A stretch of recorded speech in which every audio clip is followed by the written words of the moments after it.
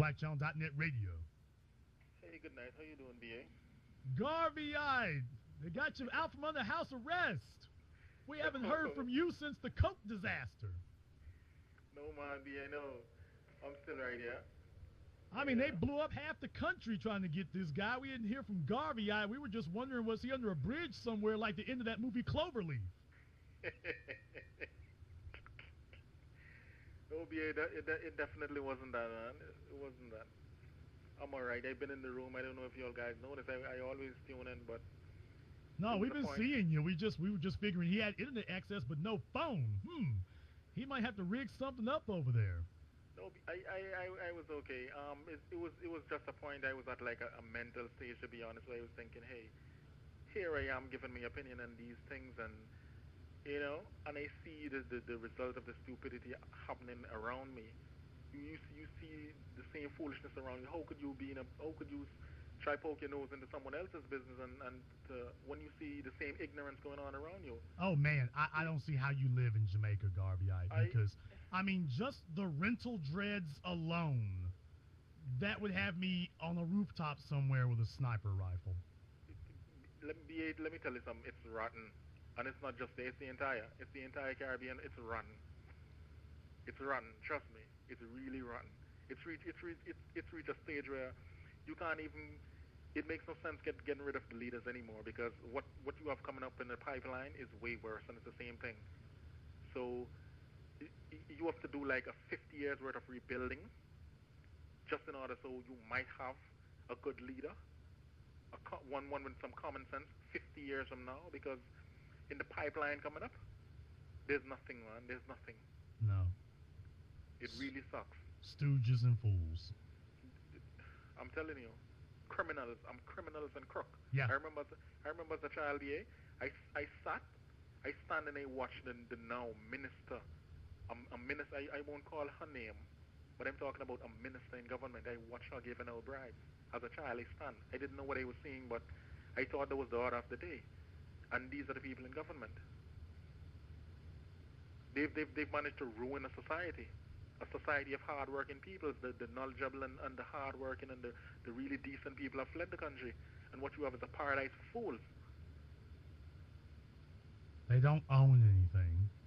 They don't control anything. They're waiting for white folk to come on vacation from the United States to give them the ability to feed themselves. Yeah, let me give you an example. For instance, with the national airline, there was about $1 a day, and you had a group of pilots, local pilots, who say, you know what, sell us the airline. We have the money, we know the routes, we know the business, we've been in it for years. Sell the airline to us.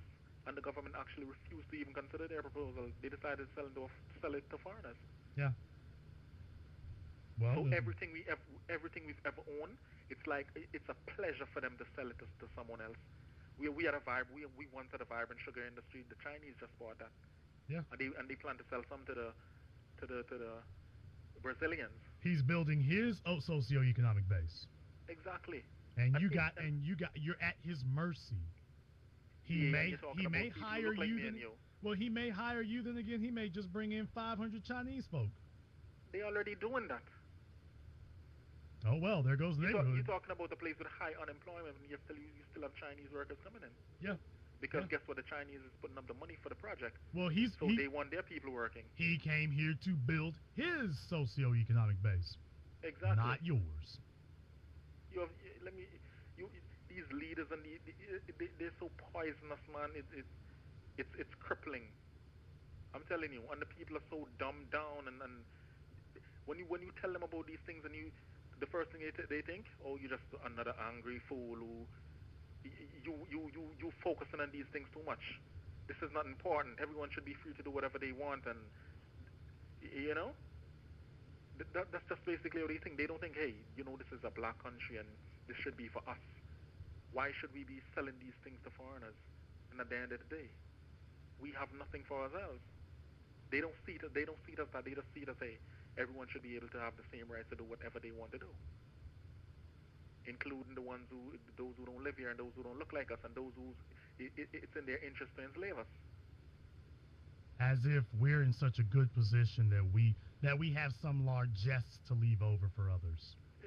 exactly. They're ruining these societies, and not just from a socio-economic standpoint. It's actually from a cultural standpoint too. The people, it's I mean, it's poisonous, man.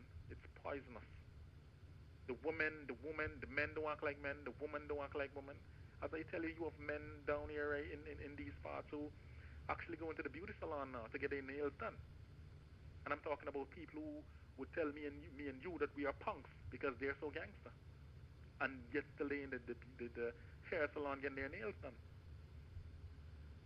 It's 1984. It's Orwell's nightmare come to life. Up is down, down is up. It's crazy. It's a parallel universe where everything is flipped over, screwed up, and backwards. You touched on a point earlier when you was talking about we as a people it's as if we need others to validate us, and I could give you a prime example of that. Some of these countries in this region have been independent since 1962, and right now crime is so polarized society.